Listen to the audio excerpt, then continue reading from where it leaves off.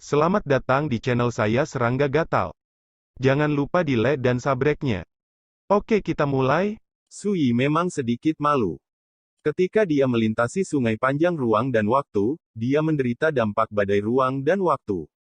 Jika dia tidak sepenuhnya menggunakan kekuatan 9 pedang penjara pada saat kritis, dia akan hampir terkena ruang dan waktu yang kejam.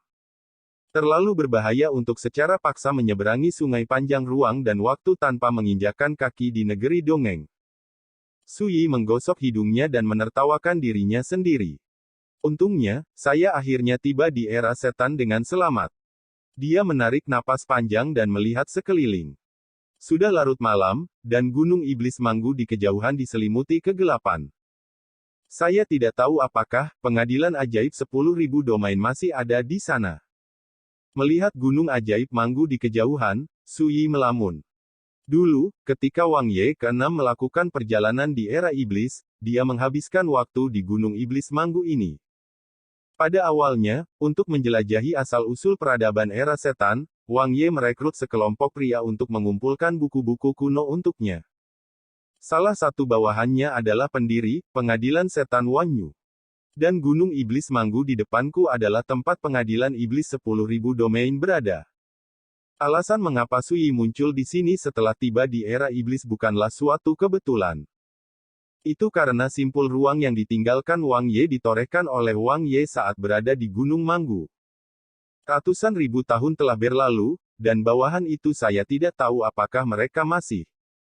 Sui berpikir sendiri, dan tiba-tiba terdengar suara pecah di udara. Suara abnormal tadi datang dari sana. Hei, seseorang datang sebelum kita. Sekelompok cahaya indah muncul di langit malam yang jauh seiring dengan percakapan. Itu adalah sekelompok biksu. Dipimpin oleh seorang pria dan seorang wanita. Pria itu bermahkota tinggi dan berjubah ular piton, terlihat sombong dan acuh tak acuh. Wanita itu berambut panjang disanggul dan berpakaian ungu. Dalam sekejap mata, sekelompok kultivator meraung ke arah Sui. Seorang manusia fana tanpa budidaya. Wanita berpakaian ungu di kepala terkejut, dan mau tidak mau menatap Sui lagi. Tetapi pada akhirnya, ditemukan bahwa pemuda berjubah hijau ini tidak memiliki fluktuasi dalam kultivasinya. Manusia, aku tidak bisa melihatnya. Pria berjubah piton di satu sisi berkedip, manusia mana di dunia ini yang berani mendekati gunung iblis Manggu di tengah malam? Berbicara, dia mengangkat dagunya, menatap Sui, dan berkata, pria kecil, ada perubahan di tempat ini barusan, hujan ringan yang menyilaukan muncul. Apakah kamu pernah melihatnya? Sui tiba-tiba menyadari dalam hatinya bahwa gerakan yang baru saja dia lakukan ketika dia tiba di sini terlalu besar, dan itu menarik perhatian para biksu ini. Apa yang kamu lakukan? Jawab aku. Pria berjubah piton memarahi dengan dingin. Sui sedikit mengernyit dan hendak mengatakan sesuatu. Wanita berpakaian ungu itu berbicara dengan tidak senang, dan berkata, Rongwen, perhatikan perilakumu dan pamerkan kekuatanmu di depan orang biasa, jangan, Anda pikir itu merugikan identitas Anda. Pria berjubah piton tercengang, dan mau tak mau membela, anak itu sama sekali tidak terlihat seperti orang biasa, atau biarkan aku mencobanya. Detailnya. Kalau dia manusia biasa seperti semut, tentu dia tidak peduli sama sekali. Tapi kalau tidak, pasti ada masalah besar dengannya. Berbicara, dia tampak buruk dan menatap Sui. Wanita berbaju ungu itu mengerutkan kening, wajahnya yang cantik sedingin es, dan memarahi, cukup, jangan lupa tujuan perjalanan kita, jangan membuat masalah lagi. Berbicara, dia menoleh ke arah Sui dan berkata, anak muda, tempat ini bersebelahan dengan gunung iblis Manggu, yang berbahaya dan malapetaka. Kamu, lebih baik pergi secepat mungkin. Ayo pergi. Tanpa penundaan, wanita berpakaian ungu memimpin sekelompok orang pergi dan menyapu ke kedalaman gunung setan Manggu di kejauhan. Sebelum pergi, pria berjubah piton itu jelas tidak mau, tapi dia tidak berani melanggar perintah wanita berbaju ungu. Pada akhirnya, dia menatap Sui dengan dingin dan pergi dengan enggan. Sayang sekali. Menonton grup itu menghilang, Sui menghela nafas pelan. Sayang sekali, teman kecil. Dia berjalan perlahan ke arah Sui, sepasang mata jernih menatap Sui, matanya dingin dan main-main, seperti ular berbisa yang menyemburkan huruf, membuat orang gemetar. Sui melirik lelaki tua berpakaian karung itu, dan menjawab dengan jujur, jika mereka bergerak sebelumnya, aku bisa dengan adil menangkap mereka dan mencari jiwa mereka satu persatu, mungkin saya bisa mendapatkan beberapa berita yang ingin saya ketahui.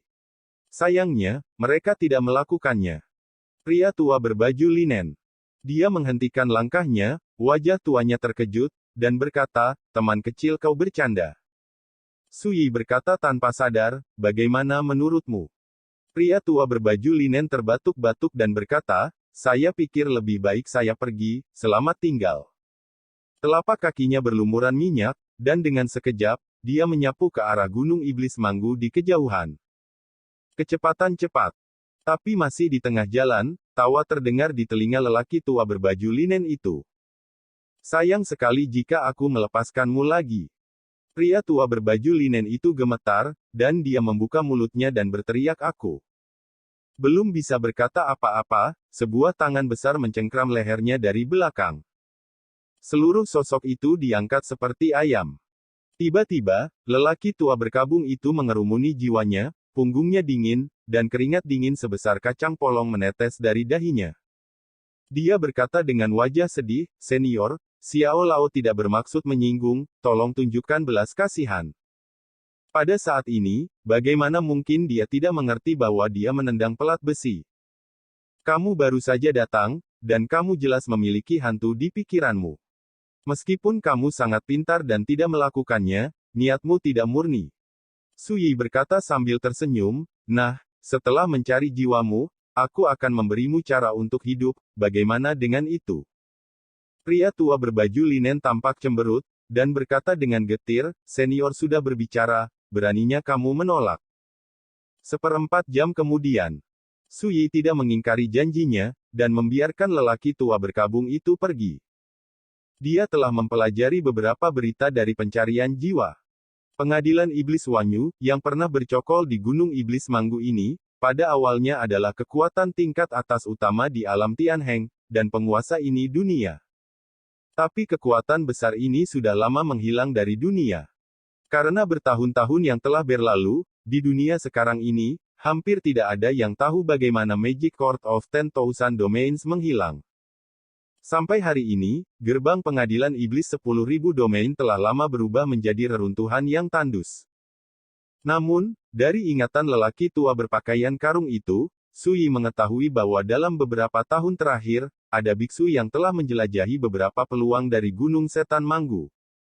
Seperti tentara Tao yang rusak, kitab suci kuno, Del. Sejauh ini, Gunung Ajaib Manggu saat ini telah menjadi harta karun bagi para biksu di dunia untuk mencari peluang.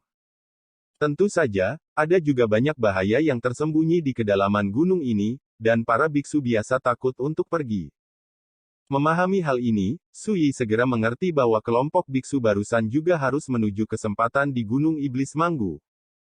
Ini benar-benar perubahan hidup, segalanya berbeda. Sui menghela nafas pelan. Dia mengeluarkan jimat rahasia dan mengukirnya dengan hati-hati. Untuk waktu yang lama, pola rahasia sihir yang aneh dan rumit diam-diam muncul di simbol rahasia. Peta rahasia ini disebut, Dekrit 10.000 Setan. Pada masa itu, Wang Ye menggunakan jimat ini untuk memanggil dan mengirim sekelompok pria itu. Lupakan saja, pertama pergi ke Manggu Demon Mountain untuk melihat apakah Anda dapat menemukan beberapa petunjuk, dan belum terlambat untuk menggunakan jimat ini. Berpikir sejenak, Sui menyingkirkan jimat rahasia dan menyapu ke arah Gunung Iblis Manggu. Jauh di Gunung Ajaib Manggu. Bunuh. Pertempuran sengit sedang berlangsung. Ratusan biksu bergegas menuju istana kuno yang megah. Istana ini mengapung di atas danau lava yang tingginya 1000 kaki. Di depan istana terdapat dojo besar, dengan deretan patung batu kuno di kedua sisi dojo. Pada saat ini, patung-patung batu ini semuanya hidup, berubah menjadi sosok yang menakutkan, bertarung sengit dengan ratusan beku, mencegah para beku itu pergi ke istana. Ledakan. Dojo benar-benar kacau, dan pertempurannya sangat tragis. Dari waktu ke waktu, para biksu menumpahkan darah, dan dalam kematian yang tragis, darah tumpah ke tanah, menuangkan tanah ke dalam genangan darah merah. Tapi para pembudidaya itu tidak takut mati, dan mereka bergegas maju seperti orang gila. Wanita berbaju ungu dan pria berbaju piton juga datang. Ketika mereka melihat pemandangan ini dari kejauhan, mereka mau tidak mau menunjukkan tatapan serius. Kita terlambat. Pria berjubah piton berbisik, wajahnya jelek. Apakah kamu terlambat? Tidakkah kamu melihat orang-orang tua itu? Tidak ada dari mereka yang bisa masuk ke kuil itu. Wanita berbaju ungu itu berbisik. Pertempuran itu begitu tragis sehingga dia merasa ketakutan dan merinding. Patung batu yang menjaga dojo dikabarkan adalah golem yang disempurnakan oleh tokoh-tokoh besar dari Istana Iblis 10.000 domain, dan kekuatan mereka sangat menakutkan. Ada konfrontasi dengan Juxia Realem. Pria berjubah piton tampak muram, bahkan jika erosi selama bertahun-tahun telah melemahkan kekuatan golem ini secara serius, karakter berbulu biasa tidak ditakdirkan menjadi milik mereka. Lawan. Dia melihat banyak orang tua di alam Ascension telah meninggal secara tragis di dojo. Dan golem-golem itu baru dihancurkan sejauh ini. Wanita berbaju ungu berkata mungkin, kita bisa menuai keuntungannya, dan ketika mereka membunuh semua golem itu, mereka akan langsung bergegas ke istana. Kata-kata ini langsung dikenali oleh orang lain.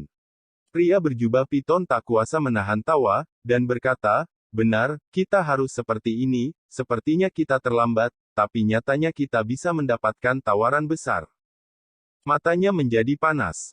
Istana ini disebut kuil 10.000 domain. Menurut legenda, di kuil ini, semua harta yang ditinggalkan oleh pengadilan sihir dunia disembunyikan, ada harta kuno yang tak terhitung jumlahnya, Taoisme klasik yang misterius, juga sebagai rangkaian eliksir dan materi ilahi yang mempesona. Belum lama ini, candi ini lahir dari danau lava. Dalam arti tertentu, mereka juga yang pertama tiba di sini untuk mencari peluang. Sementara itu, di kejauhan, Su Yi juga melihat istana terapung di tengah danau lava dan pertempuran sengit yang sedang berlangsung. Mata Su Yi memancarkan kesurupan. Tanpa diduga, setelah sekian lama, istana ini masih ada. Su Yi memikirkan banyak hal. Pada tahun itu, Wang Ye biasa membaca buku-buku kuno yang dikumpulkan dari pesawat dunia utama era iblis di kuil itu. Hanya untuk menemukan asal-muasal praktik era setan dari buku-buku kuno itu. Di ranah Wang Ye, dia mulai mempelajari dan menyimpulkan perubahan peradaban zaman, untuk mengeksplorasi rahasia paling penting dari kultivasi. Faktanya, pengalaman bepergian ke banyak pesawat zaman yang membuat Wang Ye menemukan sungai zaman yang lebih misterius daripada sungai ruang dan waktu. Sayangnya, pada saat itu, Wang Ye diancam oleh larangan para dewa di sungai Changyuan dan harus mengungsi terlebih dahulu. Sekarang, apa yang dialami Wang Ye di kuil itu, seperti melihat bunga dari kuda, muncul di benak Su Yi. Su Yi hanya bisa menghela nafas. Bahkan jika dia menganggap kekuatan karma Dao Wang Ye sebagai iblis, dia harus mengakui bahwa kehidupan keenamnya memang eksistensi yang didasarkan pada puncak keabadian. Keagungan dan keagungan. Hah! Lihat, pria kecil itu juga ada di sini. Di kejauhan, pria berjubah piton menemukan sosok Su Yi dan mau tidak mau mengerutkan kening. Aneh, bagaimana dia bisa hidup di sini? Ada yang bingung. Pria berjubah piton mencibir, orang biasa apa? Saya telah lama melihat bahwa anak itu bukan hal yang baik, dia telah menahan aura kultivasinya, itu sangat jahat. Wanita berbaju ungu itu mengerutkan kening dan berkata, Rongwen, bisakah kamu lebih sopan? Sementara mereka berbicara, Su Yi sudah berjalan menuju danau lava. Orang ini akan membobol kuil 10.000 domain. Apakah ini terlalu tidak sabar untuk hidup? Seseorang terkejut. Lainnya dipindahkan. Sungguh barisan grup mereka yang kuat, tetapi sekarang mereka hanya bisa bersembunyi di sini dan memilih peluang. Pria berjubah piton berkata, dia mencari jalannya sendiri, dan itu tidak ada hubungannya dengan kita. Hanya wanita berpakaian ungu yang ragu-ragu sejenak, tetapi tetap mengingatkannya melalui transmisi suara, rekan Taois, jangan bertindak gegabah. Di kejauhan, Su Yi membeku sejenak, lalu tersenyum dan melambaikan tangannya, berkata, penciptaan tempat ini sudah memiliki tuan, lebih baik kamu pergi sesegera mungkin. Wanita berbaju ungu itu mengerutkan kening, matanya dipenuhi keraguan. Apa artinya ini? Mungkinkah orang ini mengetahui rahasia kuil 10.000 domain? Jika ya, siapa dia? Kenapa berani ke sini sendirian? Sama seperti wanita berpakaian ungu itu memiliki banyak pikiran, Sui telah melangkahi danau lava dan datang ke dojo. Perang masih berlangsung dan sangat tragis. Semua biksu itu bermata merah. Hal kecil, beraninya kau datang sendiri untuk merebut kesempatan. Keluar. Seorang pria tua berambut putih berjubah hitam berteriak. Anak itu sudah selesai. Di kejauhan, pria berjubah piton tidak bisa menahan tawa. Dia mengenali lelaki tua berjubah hitam dan berambut putih, yang adalah orang sungguhan di tanah air, iblis tua yang terkenal di perbatasan selatan Tianhengji. Benar saja, melihat suara lelaki tua berambut putih berjubah hitam itu masih bergema, dia langsung melambaikan tangannya dan memukul Sui dari udara. Ledakan. Kekuatan telapak tangan seperti guntur, dengan cahaya darah yang menyilaukan, dan kekuatannya mengerikan. Biarkan aku pergi. Mata Sui menjadi acuh tak acuh dan dingin, dan dia menjentikkan jarinya. Ledakan. Telapak tangan yang mendekat meledak. Di kejauhan dalam kehampaan, sebuah lubang berdarah tertusuk di antara alis pria tua berjubah hitam dan berambut putih itu. Kamu mata lelaki tua berambut putih berjubah hitam itu melebar, dan kemudian tubuhnya meledak, darah tumpah ke kehampaan. Adegan maut berdarah ini langsung mengejutkan penonton. Di kejauhan, senyum di wajah pria berjubah piton itu membeku, dan tubuhnya membeku. Bagus. Wanita berbaju ungu itu bergidik dan tersentak. Yang lain tercengang, gemetar, hampir terpesona. Mereka telah melihat bahwa Sui memang bukan orang biasa, tetapi mereka tidak menyangka pemuda seperti itu begitu menakutkan. Dengan mengklik satu jari, iblis tua yang telah kembali ke alam kesatuan akan dilenyapkan. Hei, orang ini tidak mudah. Seseorang terkejut. Saya tidak menyangka akan ada janggut keras kepala yang tersembunyi. Mata seseorang berkedip. Rekan Taois ini, mengapa kita tidak bergabung untuk membunuh golem di tempat ini terlebih dahulu, lalu pergi ke kuil 10.000 domain untuk berbagi kesempatan, bagaimana? Seorang pria berjubah Tao berbicara dengan keras, seolah-olah dia mengenali kekuatan Sui dan mengirim undangan. Ketika mereka berbicara, mereka tidak berhenti dan masih bertarung dengan sengit. Sui mengabaikan semua ini. Dia jelas berada di medan perang yang kacau dan bergejolak, tetapi sikapnya setenang dan setenang dia datang ke kebun belakang rumahnya sendiri. Melihat boneka di arena, dia memberi isyarat, menekannya ke udara, dan mengeluarkan suara yang tidak jelas dari bibirnya. Aduh! Suara mengejutkan penonton. Di kedua sisi dojo, ada deretan patung batu tambahan. Itu dibuat oleh golem itu. Namun, saat ini, patung-patung batu ini tidak bergerak, seolah-olah tertutup sepenuhnya. Penonton hening dan hening. Para biksu yang masih bertarung dengan darah barusan semua tercengang dan saling memandang dengan cemas. Di kejauhan, pria berjubah piton dan wanita berbaju ungu juga tercengang. Pria itu mampu menyegel boneka ajaib di antara telapak tangannya. Setelah itu, semua mata tertuju pada Sui. Suasananya juga tiba-tiba sangat sunyi dan sunyi. Sui sepertinya tidak sadar, mengeluarkan sepanci anggur, mengangkat kepalanya dan minum, lalu berkata, "Pergi sekarang, aku akan memberimu cara untuk hidup." Berbicara, dia mengabaikan semua orang dan berjalan menuju kuil di kejauhan. Kerumunan ribut, dan para biarawan semua terkejut. Seseorang mau tak mau berkata, "Kamu menyegel golem itu." Sui mengabaikannya. Yang mulia ingin memonopoli ciptaan oleh satu orang. Ini terlalu berlebihan, bukan? Seseorang terlihat jelek. Sui masih mengabaikannya. Sikapnya yang acuh tak acuh membuat wajah banyak orang murung. Jika Anda tidak menjelaskannya, Anda ingin memonopoli ciptaan. Saya tidak akan pernah setuju. Segera, sekelompok sosok bergerak melintasi langit, menghalangi jalan di depan Sui, satu persatu, agresif dan membunuh. Para biksu lain di tempat kejadian semua menatap Sui, siap menunggu, selama Sui menunjukkan beberapa kekurangan, mereka akan berkerumun.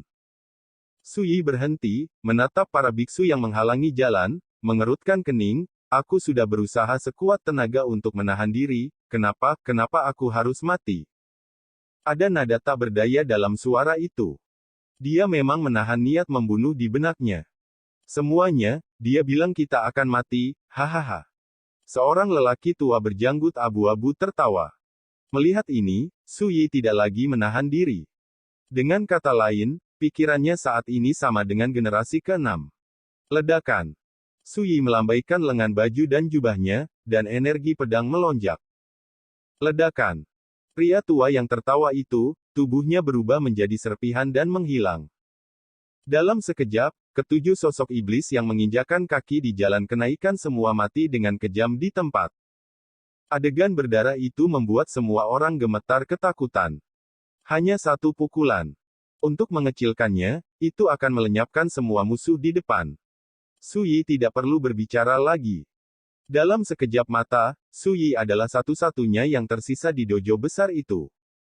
Melihat semua itu, pria berjubah piton di kejauhan itu gemetar, wajahnya pucat, lututnya lemas sesaat, dan dia hampir terduduk di tanah lumpuh. Baru pada saat itulah dia menyadari bahwa ketika dia pertama kali bertemu, jika dia telah melakukan sesuatu pada Sui, dia pasti tidak akan hidup sekarang. Wanita berbaju ungu itu juga kaget, kulit kepalanya mati rasa, dan dia lesu di sana. Siapa yang berani membayangkan bahwa seorang pemuda yang tampaknya tidak berkultivasi sama sekali memiliki kekuatan yang luar biasa? Orang lain di sekitar juga benar-benar ketakutan. Sui mengabaikan ini. Dia langsung pergi ke kuil dan berhenti. Gerbang kuil ditutup, dan diukir dengan totem sihir kuno dan misterius. Tidak menunggu Sui mendorong pintu. Pintu yang tertutup perlahan terbuka. Pada saat yang sama, sebuah suara terdengar dari kedalaman kuil. Anak muda, Anda telah lulus ujian Myriad Domain Temple saya. Sayangnya, Anda terlambat. Sekte saya berhenti mengumpulkan keturunan sejak lama, dan tidak ada Myriad Domain Demon di dunia ini pengadilan. Jika Anda datang ke sini hanya untuk keberuntungan, Anda dapat memilih kitab suci dari kuil ini dan mengambilnya. Suara ini agung dan halus, dengan sikap acuh tak acuh, seperti penguasa 9 langit, menyatakan kehendaknya. Tiba-tiba, semua orang di kejauhan menatap mereka dengan kaget. Masih ada orang di kuil 10.000 domain ini. Di luar gerbang kuil, mata Sui halus, dan dia berkata, saya tidak datang untuk keberuntungan. Apakah ada hal lain yang ingin Anda tanyakan? Suara yang agung dan halus terdengar lagi. Sui menggelengkan kepalanya dan berkata, aku tidak mau apa-apa, ini hanya kunjungan ke tempat lama, tapi aku tidak menyangka tempat ini menjadi seperti ini. Berbicara, dia menghela nafas pelan. Dikunjungi kembali. Suara yang agung dan halus itu tampak terkejut, dan berkata, siapa kamu? Karena kamu pernah ke sini sebelumnya, kenapa aku belum pernah melihatmu sebelumnya? Sui menyesap anggur dan berkata, saya telah duduk di sini selama 10 tahun, membaca semua harta Tao di dunia, dan mengobrak-abrik rahasia kultivasi di dunia. Tentu saja, aku juga menyentuhmu, simpul pohon elem ini. Kuil bergetar hebat, dan napas mengerikan muncul kembali di kedalaman kuil. Sekian dulu dari Mimin. Terima kasih.